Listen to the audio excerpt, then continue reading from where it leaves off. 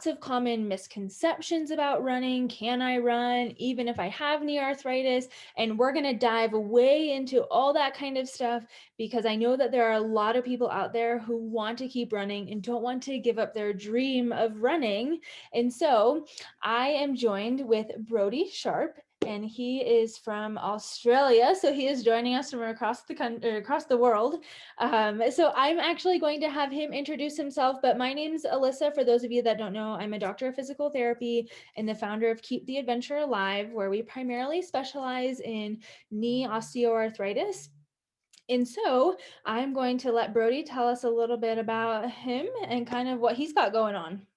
Sure. Thanks, Alyssa. Thanks for the opportunity to have a chat. Yes, my name's Brodie. I'm from Melbourne, Australia. I am a physiotherapist, and at the moment, I'm also the host of the Run Smarter podcast. And the idea, or my main mission, is to help runners, help educate runners, help them make smarter training decisions, help bust a lot of running misconceptions and myths that are out there, and just help bring clarity and control to runners who are either injured or want to reduce their risk of injury or want to increase their running performance.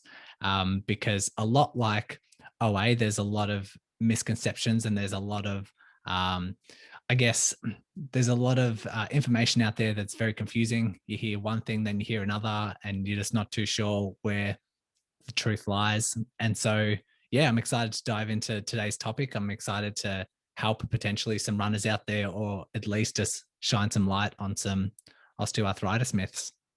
Yes. So how did you get into running? Because I know running is kind of your niche. And so how did you kind of get into that or get started with that? Yeah, so I started off as a generic physio first, and I was just in clinics treating patients. And then it was a couple of years into my physio career that I became a recreational runner and was training with my sister to help her prepare for a half marathon.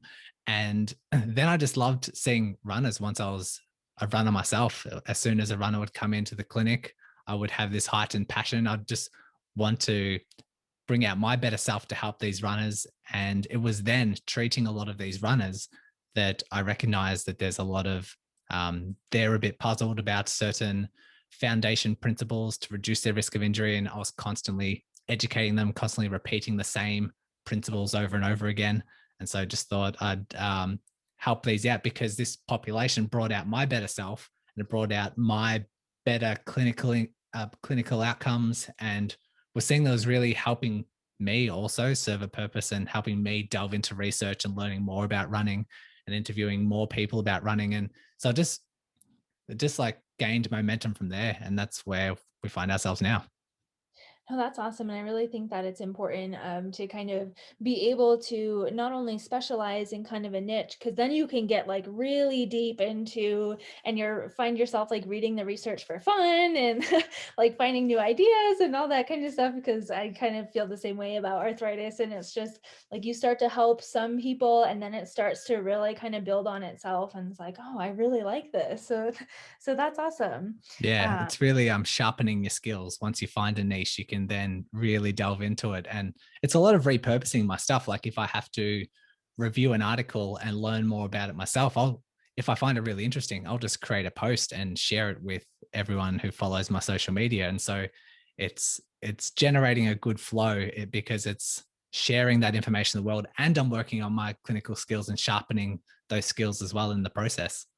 Exactly. And that's the thing that a lot of people, I mean, like you were just saying, I mean, there it is so noisy out there with all, especially in like the health and fitness realm of things. There's lots of people posting information and it's, is it true? Is it not sort of thing? And I like that you actually put out a lot of research, and I try to do the same thing, put out a lot of like evidence-based research type stuff, but make it so that like the lay person can understand, or a person that doesn't necessarily have a background in anatomy and physical therapy and all these things, that they can actually kind of understand that and actually use it versus, making it scientific and, being able to actually apply it to real life. For sure. It's a bit of a skill to, because when you read it, when you read an article, like half of it doesn't make sense if you're not trained in like knowing what it is or reading that language or having that physical therapy jargon, and being trained in that. So Right. it's a skill And to even kind if of, you do sometimes, it's like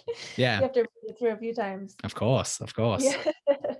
So I wanted to kind of get a little bit deeper into first just kind of a generic arthritis because I actually found you on Instagram and then I started delving into your podcast and I actually listened to the one and I did post into my Facebook group of the one that you kind of delved into osteoarthritis and then kind of tacked it on to the running and things like that, which I thought was super interesting. And I think that we share a lot of the same ideas.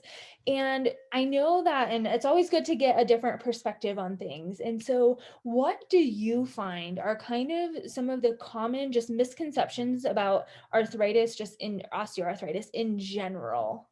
And then we can kind of take it from there. Yeah, there's a ton, but I think the main one that we need to start with, that we need to open the conversation with, is like the what actually causes osteoarthritis and Yeah. how it progresses as a disease. And the a lot of people have been educated on or convinced that osteoarthritis is this progression of a pathology that's irreversible, that's wear and tear on your joints, that's cartilage that's slowly being degenerated, and it will get to a certain point where it's bone on bone rubbing against each other, and then it'll eventually get to a point where it needs to be replaced because the function or the pain just gets too much and needs to be replaced. That's what we've been told. That's what similar to what I got told back when I was at uni, and Oh, which yeah. is almost 10 years ago.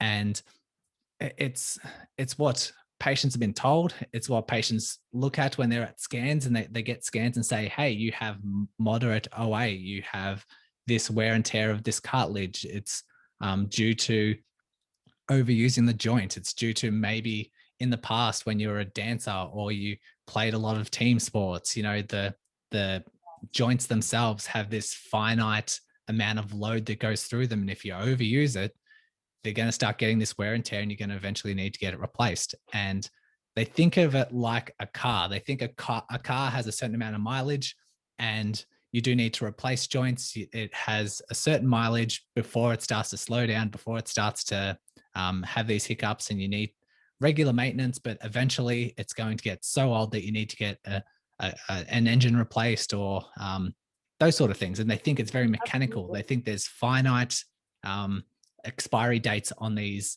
joints, when in fact it's quite the opposite.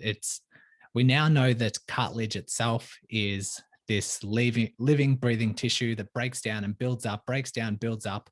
And when we start delving into the research, we start to find this reality of what the pathology actually is and how it progresses.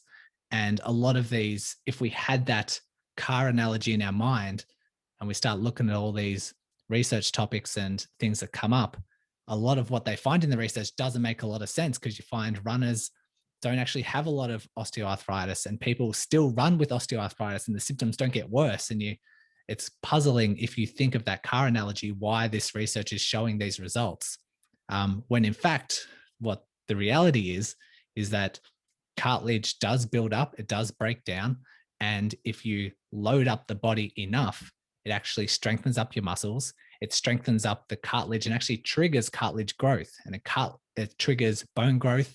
And it's actually very healthy for you to load the joints, and it's actually very protective for you to load the joints to reduce the risk of osteoarthritis and reduce it worsening when you do have osteoarthritis.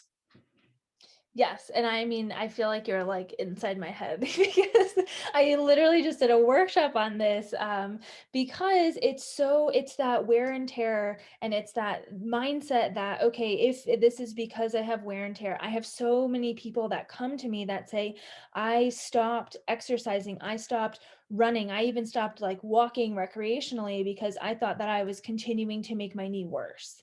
I didn't know that, even if I had some discomfort with it, I thought I was doing more damage, so that's why I stopped. And Mhm. actually, it's when you stop, that's when the damage starts to really kind of uh, go on top of each other and really start to kind of exponentially get worse and then your pain gets more severe because you're losing that muscle support, you're losing that cartilage, you're losing that cartilage strength. And I think that that is one of the most common misconceptions. And I think another way to look at it is through imaging. There's been a lot of imaging studies that people can have the same two x-rays or the same x-ray, but one of them has pain and the other doesn't.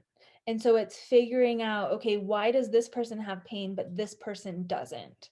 And I think that also highlights kind of that wear and tear, bone on bone, that just because you have that doesn't necessarily correlate with pain. And so I think that that is kind of an important thing, especially like in the research when people are,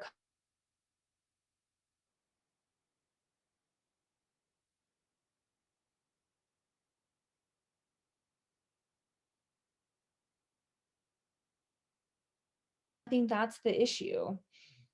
Yeah, I think we can't blame it on the runners or the people either, because doctors and surgeons tell them these exact same things. They Exactly. tell them Exactly. that running's bad for your knees. They tell them that their knees finite. They tell them that eventually you're going to need to get it replaced. And it's coming from such a big authority figure that like you Right. can't not Right. help but believe it. And we tend to educate someone and they take it on board, but then a doctor or a surgeon says something and it trumps everything that we say. And Exactly.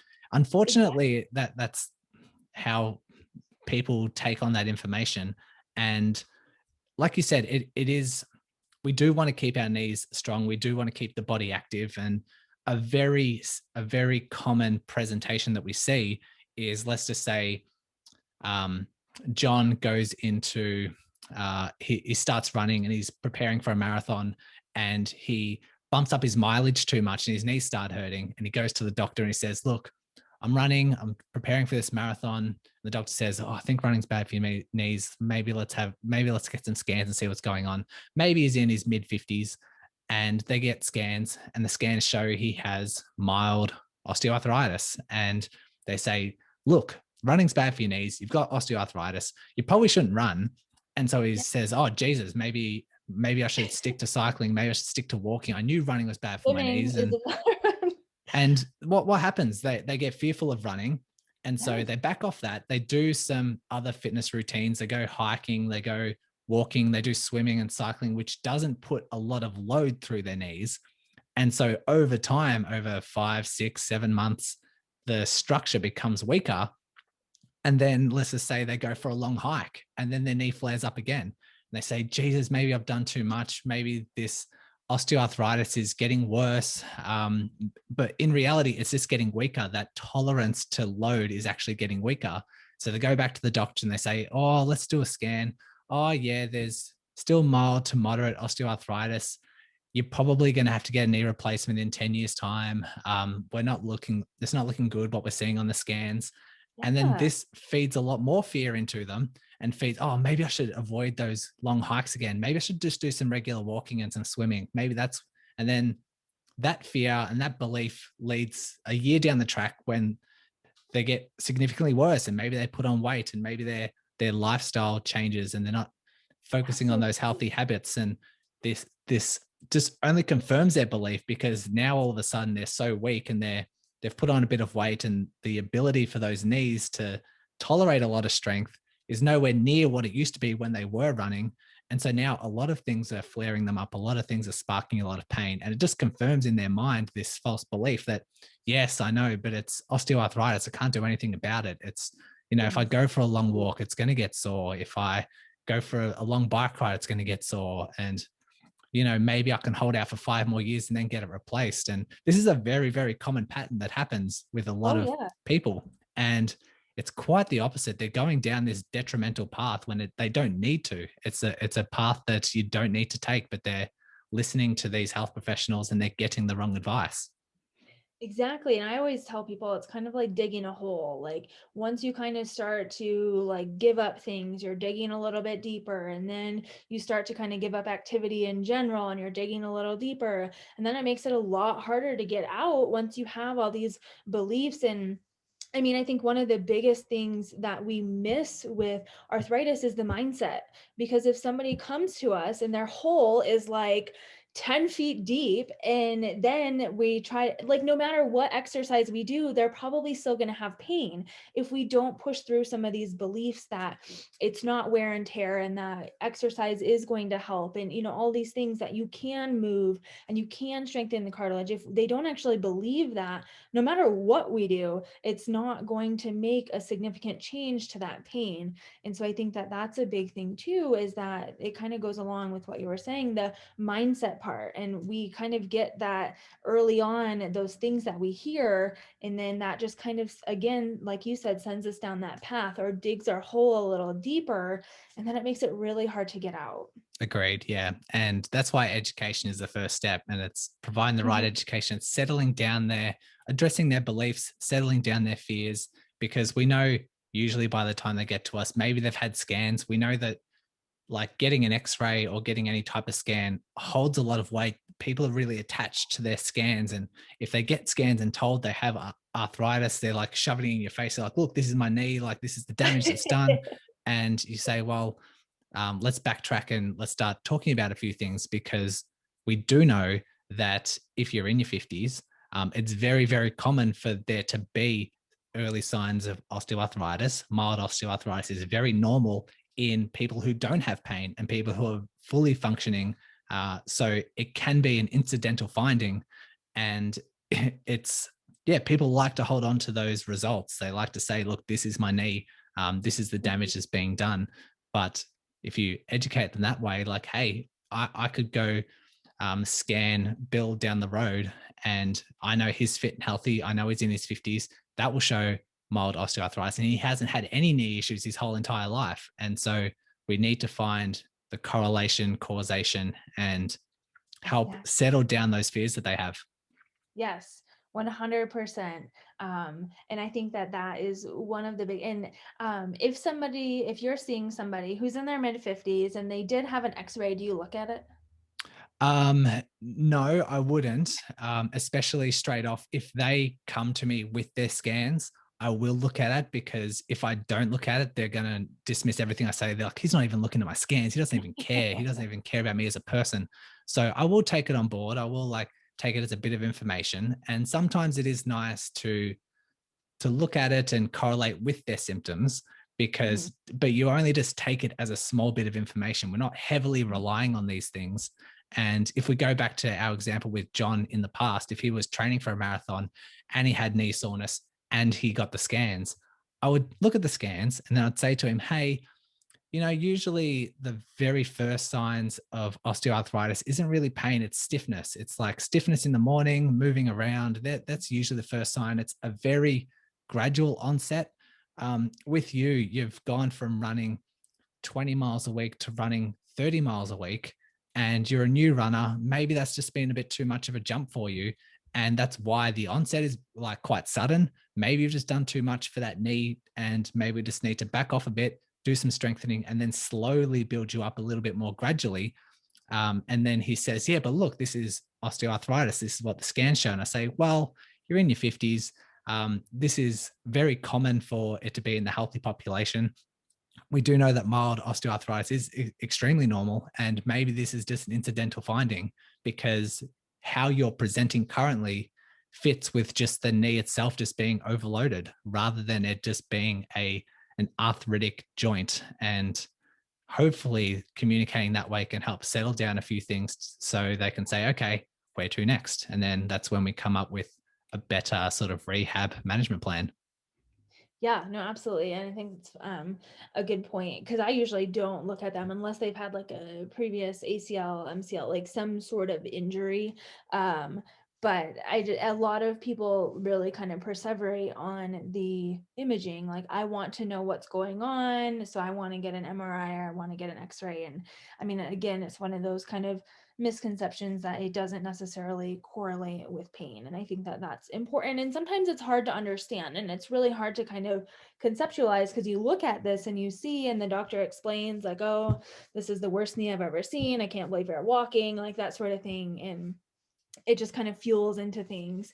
But switching into kind of more of a mindset with running. So a lot of times people stop running because they start to have pain.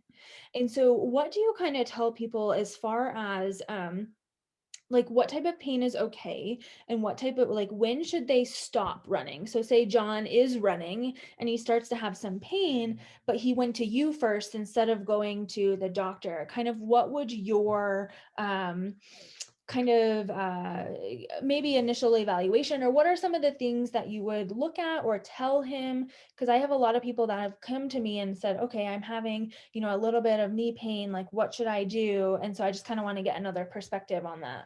Yeah, I would first of all start off with having a deep look at to his running mileage, his training habits, especially at the time that the knee issues arose. And so that would be, say, looking at his weekly mileage, looking at his intensity, looking if he's changed shoes, looking at his if he's changed terrain, like started doing a lot more hills than usual, and just seeing if there's any abrupt changes.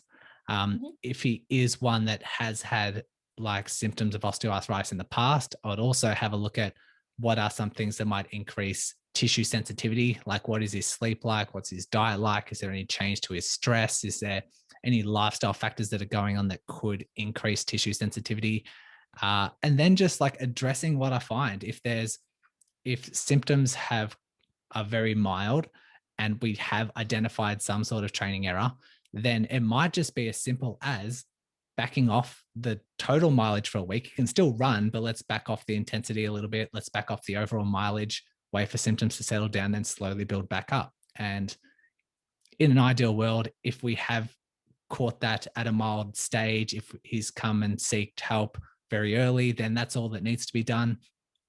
However, reality doesn't really work that way. People come in with having it's worse and worse and worse. They continue to run on it, then it's a lot worse, and then it's so bad that they're unable to run. Then they see me, and so that's Exactly. the unfortunate reality, and that's just what sparks motivation in people to see a physio. If they can run with a little bit of pain, that's not enough motivation to seek help unless they've had some sort of issues in the past, like they've learned from their past mistakes and they jump on it straight away. But in reality, it's when symptoms get worse and worse and worse to the point where they're unable to run, that's when they come in. And so it's usually a bit sensitive. We usually have to take a couple of days off, maybe a week off running. But we usually try and start with something that they can manage. Like it might be some sort of strengthening exercises because we know that complete rest doesn't really serve us well. We know with osteoarthritis, complete rest doesn't really serve us well. We want to do some form of loading that you respond well to and that still contributes to building up the strength and the overall tolerance or the load management of the knee. So that could be, say, wall sits or some light squats or some light lunges or doing step ups or some sort of strengthening exercise until they're able to jump, until they're able to hop, and then say, okay, now you're probably ready for some levels of running. But we also know that they don't need to be totally pain free when they run. We know that they can have low levels of pain.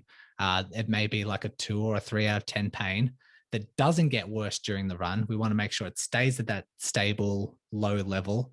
And we want to make sure there's no severe flare ups 24 hours after that run. So we don't have it really sore, really stiff the next, or like that night. And we know there's no hangover effect when you wake up in the morning and there's this nagging kind of stiffness or soreness.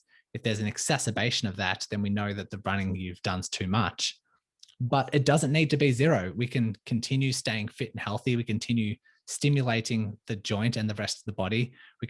We can continue loading up the body and preserving a lot of that strength by following these pain guidelines.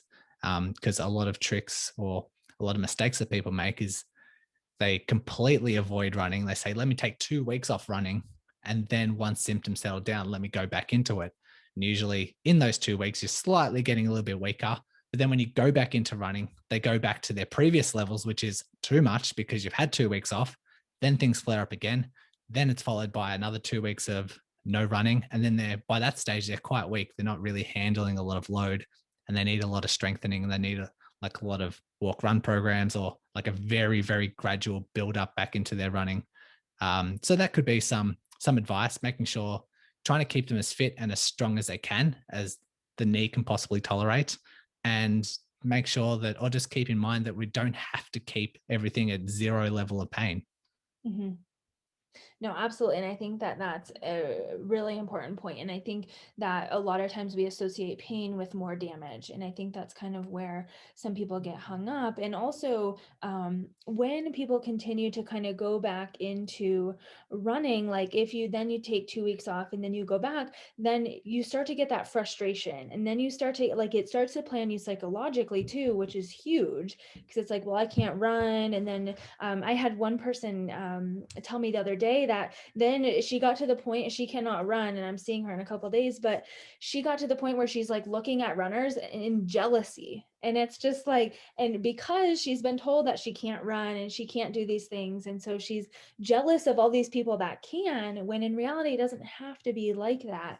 And I know that, especially when people maybe have given up running, how do you feel about walk run intervals? Because I know that those can be very effective, and that's a good place for people to commonly start, especially if they've taken some time off or maybe are having some of that tissue sensitivity. So do you commonly use those?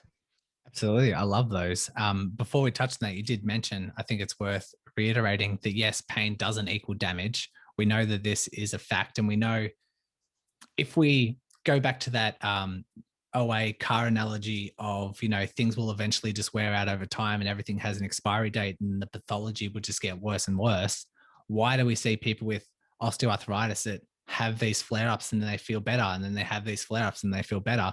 It doesn't fit the correlation of the pathology when symptoms are just flared up here and there. And Exactly. that's why we need to have the discussion around pain sensitivity rather than this pathology like it's just getting worse and worse, because it doesn't correlate with damage. It doesn't correlate with scans. We can have people with very mild OA in a lot of pain, a lot of people in severe OA with no pain. And um, Exactly. we do need to understand that there are certain lifestyles, there's certain life influences like diet, like stress, like emotions, like just worries, Sleep. frustrations that do spark and do contribute to pain sensitivity.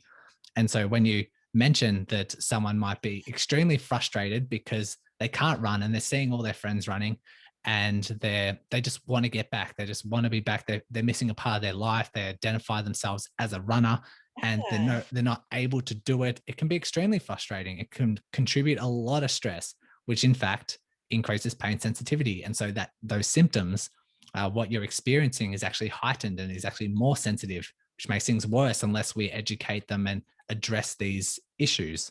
So I Absolutely. think that's worth highlighting. But the Yeah. walk run programs I use for a lot of not just knee issues, I use for a lot of injuries. I know I've been injured a lot in the past and I found walk run programs really effective. It's really good at breaking up the speed of things and giving these like little micro breaks for you just to interpret. Let's see how things are going during those walks. Say, yeah, I feel pretty good, but it gives the body a bit of time to catch up. And then just overall throughout the run, you might have been exercising for 30 minutes, but you've only been running for 10 of those 30 minutes. So you can still get out and have a decent exercise. You can get out in the sunshine and get out in nature for a decent amount of time, but just not load the body or reduce the risk of overloading the body if you do mix in these fun walks. And it's a good way to structure things.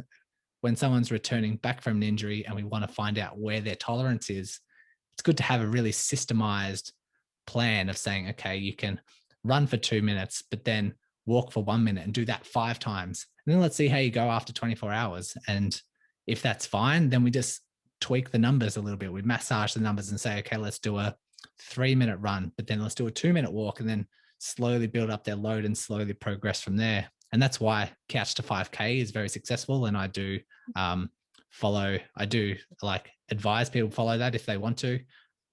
But yeah, there's magic with there, and there's reason behind why it works. Yeah, and I think it's also important that people have options, because that's a big thing too. Like if somebody's used to going out and running 5, 6 miles, but at mile like 2 or 3, they start to have some significant knee pain. And so they don't have to necessarily give up running completely. It's okay, now we can maybe use these walk run intervals or use these other options where you can still get out and, run and do those things, but make it into more of a tolerable or more of a digestible chunk, so that way you can actually be successful at it, and then that's going to feed into the confidence to kind of continue to go back. Because I think especially with chronic pain just in general, or arthritis, options are super helpful, because immediately people are kind of thrown into this cycle and swim, these two subgroups, the second they're told they have arthritis. And it's like, okay, well, I can't run anymore, I'm just going to need to get a recumbent bike. But it's important to kind of highlight there are options, and that our joints can tolerate these things. We just have to make sure that they're prepared. And so I think options are definitely good for the mind, and then also good for the joints Yeah. too. And also keep in mind that if you go to only doing cycling, you're not getting that ground reaction force that the body Exactly. loves and the body that stimulates this cartilage growth. And definitely swimming, definitely is good. Swimming's good for your cardio. Swimming's good for like upper body and like just getting a good Yeah, workout. But gravity, you're just taking away gravity. You're taking we live in away, gravity, so like, yeah. Well, we're removing like a stimulus that the body needs to like remain strong and to build up strength. And so you're going to follow that John story of just slowly getting weaker, month by month, year by year, until you're not tolerating a lot and symptoms are going to spark, and then you're going to be, oh, I do need a joint replacement. And yeah, so keep that in mind. If low levels of running at this moment in time is causing a flare up, then just go for a walk and then go for a bike ride, or go for a short jog and then go for a swim. But we want to still stimulate the body and get that ground reaction force, and trigger that cartilage growth as much as we can, as much as you can currently tolerate. And then if we improve your diet, if we remove the stress, if we start to reduce this pain sensitivity, then you slowly get back to more running and more jogging. And then we're only just being extremely proactive and like practicing these long-term solutions rather than just avoiding everything that triggers pain and avoiding everything just year over year, just getting weaker and weaker and weaker. exactly. And I think that that's kind of, we have to keep ourselves out of that cycle. And one of the ways is with cross training and doing other exercise. I'm going to put you on the spot here for a second. Sure. So what would you say, like, the maybe the top three movements that people should be really good at before they attempt like a long run, or before they, um, especially if they've gotten weaker, before they can, run successfully? What would you say are kind of like the top three? They definitely need to be doing some level of jumping. I think Okay. like double leg jumping, just if I have an athlete who wants to do faster running or just a non shuffle, like they do need to have some sort of bounding, some sort of reaction force. So we get them skipping for 30 seconds. We can try them hopping and seeing if they're tolerating that. If they are, then they're ready for running. Like skipping's quite tough. Hopping is even tougher. But if the knee can tolerate that for 30 seconds, then running, low levels of running is you'll be able to start doing that. Not to say you're ready to run for 20 minutes. We'll have to start at a low dose and then build our way up from there.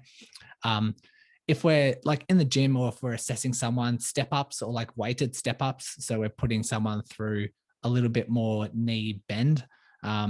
Because when you skip, you don't go into your knee doesn't bend a lot. It does absorb a lot of that ground reaction force, and it is quite forceful, the amount of quick firing kind of action of hopping and that recoil plyometric style. Step ups go through a little bit more range of movement. We can put on weights. We can have them holding onto dumbbells and see how they start tolerating that.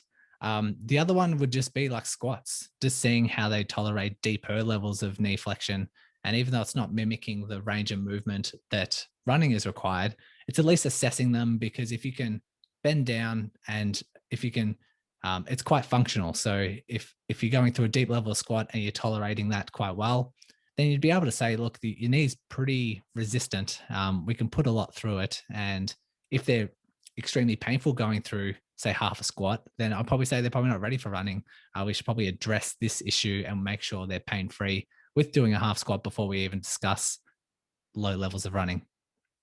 Yeah, no, absolutely. And I think that that's important, because I know a lot of people, again, that's a common misconception: no high impact, no jumping, no, um, leaping, no, like none of that stuff. But if you can prepare your joints, then this makes it, when you start to be able to jump and skip and those sorts of things, not only just for running, but I mean, it opens up so many doors, because then that means you can climb stairs like usually without pain, and you can do these other things without pain. But jumping is so important. But if you have a lot of pain just kind of walking, or just doing simple things like maybe even the squat, then joints probably aren't ready for jumping.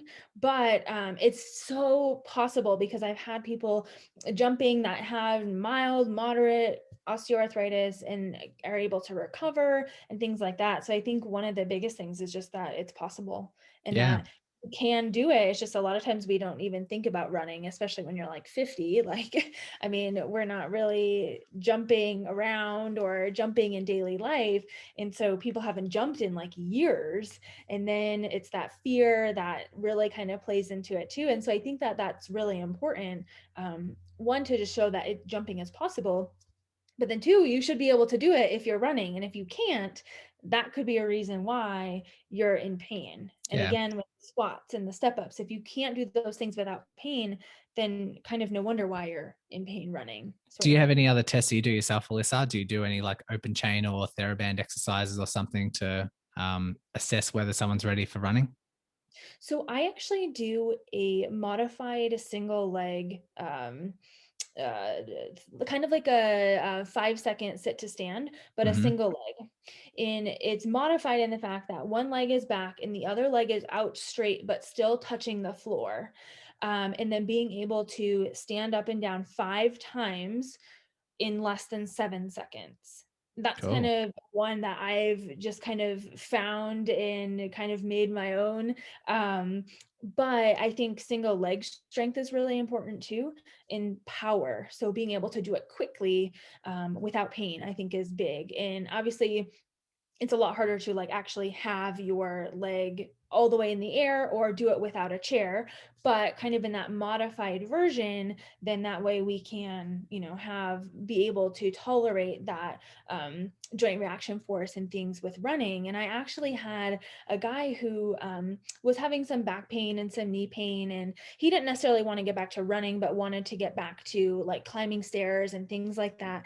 And we had worked together for a while. He hadn't worked out in years, and he was in his 50s, and he is able to do that test in 6 seconds on each side, and it's crazy. And now he has no pain, virtually no pain. And it's kind of amazing. But a lot of people can't even stand up on one leg Mm. from once. And so that is another test that I use. But also jumping is a big one. And then some sort of, I usually do a lot of lateral movements, not necessarily in a test per se, but lateral movements is kind of a big thing that I see, just because a lot of people don't have variety. It's always forward and backward, rarely backwards even. It's always kind of forward. We're always walking forwards, running forwards, cycling forwards. And so we kind of negate some of those other stability muscles that are really important for running and higher impact things. And so lateral movements is another thing, but I don't necessarily have a particular test I use. But also balance. I look at balance a ton, um, especially like a single leg deadlift, because people are like, oh, I can stand on one leg, but okay, can you stand on one leg and then move and be able to kind of keep ability. Um, I have people like stand on one leg and pass a dumbbell back and forth, because you have that lateral displacement that not only works the stability forwards, but also sideways too. Like the guy I saw today had some lack of stability sideways. And so he wanted to get back to tennis and running and things like that. But we need that lateral stability too. And so I think that that's important. So balance is another test I do, that you should be able to do 5 single leg deadlifts in control without any support or anything. Yeah, nice. I think the variety is extremely important, but also someone could be doing, say, their lunges, their deadlifts, their squats, um, and they think they're doing really well because they're starting to improve on weight, or it's starting to get heavier and starting to get easier. But as soon as you say, well, can you do it? Can you do 5 in 5 seconds? And you start to incorporate a little bit of that speed work. they might be so apprehensive, or they might be shocking at doing that because they haven't triggered their body enough to have those quick fire reactions. So I think that might actually be when you're talking about that sit to stand in do 5 and 7 seconds, I think that might even be bridging the gap towards jumping. I think that's like a nice way to get them to say, let's start working on this a little bit. If they're really fearful of jumping, let's do this really quickly. And once you start getting really good at that, then the fear of doing some sort of quick firing jumping might subside, and then you can bridge that gap. And then obviously, if you're hopping, then you'll have a lot of confidence running. Absolutely, and that honestly is a test I probably do, like, visit 5 or 6, so we kind of are a little bit past that, we've kind of gained some confidence, and so that way then we kinda test that. That's not necessarily something I usually do, like, on the 1st or 2nd visit, we usually kinda gain a little bit of confidence first and Mm, then kind of go into that, makes sense. but yeah, it's definitely building that confidence, kind of working through those fears as you're doing some of these initial things, and then being able to kind of progress to something like that. And I mean, it's definitely preparing the joints for whatever you're doing. So running, climbing stairs, I mean, whatever it is. Um, and so, what are kind of maybe the top 3 takeaways? Like, if somebody comes to you and has knee pain or has a diagnosis of arthritis and they want to get back to running, kind of where are the 3 places that you would tell them to kind of start, just generally, so we can kind of wrap some things up?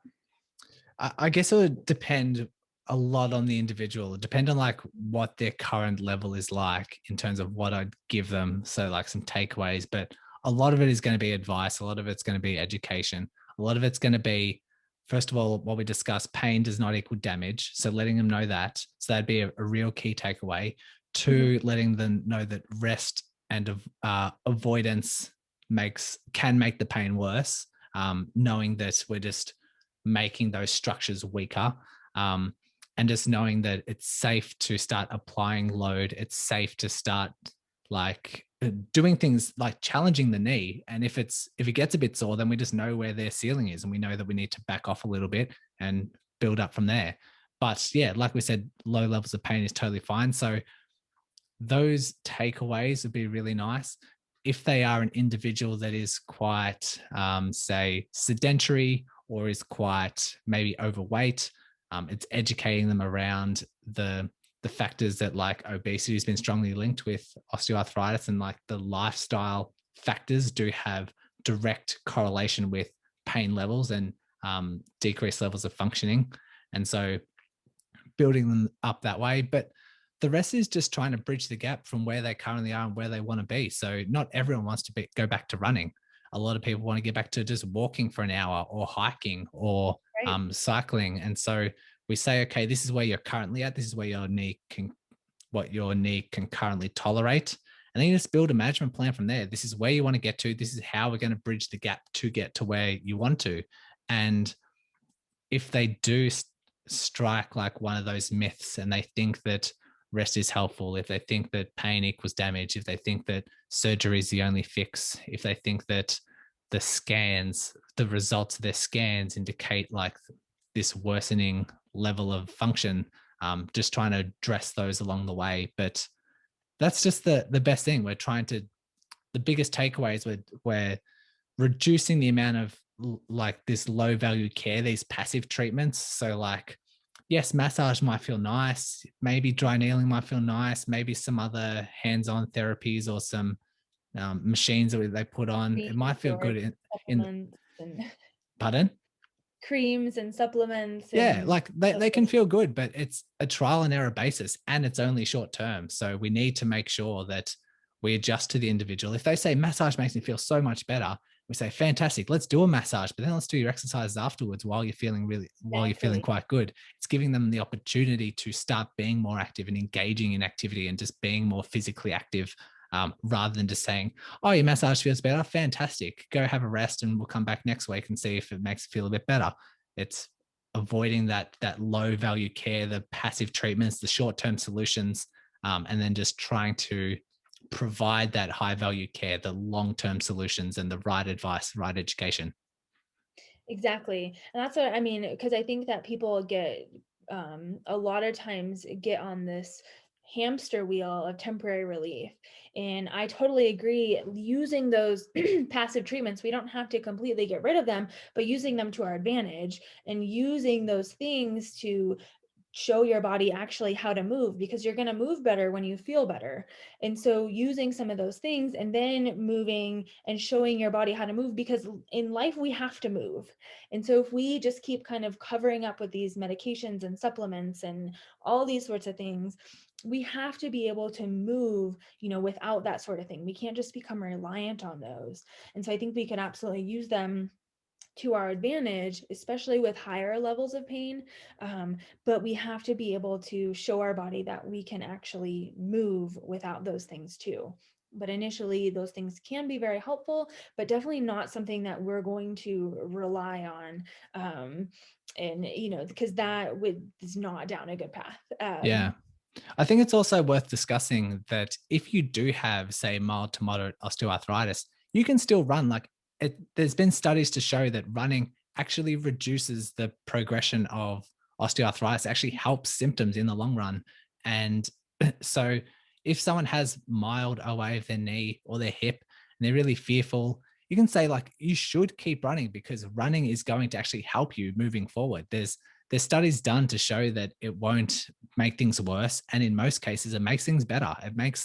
It slows down this progression but actually starts to form some sort of cartilage growth as long as you train sensibly, as long as you don't have these spikes in training load, and as long as you foster this training load within your adaptation zone, especially within the knee. Yeah, you'll feel better because of it, and that's encouraging. And along the way, we do know that if you maintain a very active lifestyle, your your weight management is a lot better, which is so good for the management of osteoarthritis. We know that you're staying strong. We know that running does wonders for the muscles around the knee and around the hip and around the rest of the body, which is extremely beneficial for the management of OA. And Absolutely. so we need to know that, first of all, running to itself isn't bad for your knees. We know that runners have a very low prevalence of osteoarthritis because you're triggering that cartilage growth. But if you are one of those runners that does have OA, continue running. We want to be sensible. We want to continue running to start to maintain that strength and trigger that cartilage growth. And so try to be very skeptical if people were to tell you that running's bad for your knees or that you should Yes. avoid this and you should again, back to that low value care, we want to be very skeptical of that and try and focus on being proactive, being and maintain that active lifestyle. Yes, absolutely. And just one more quick question. So when shouldn't you run?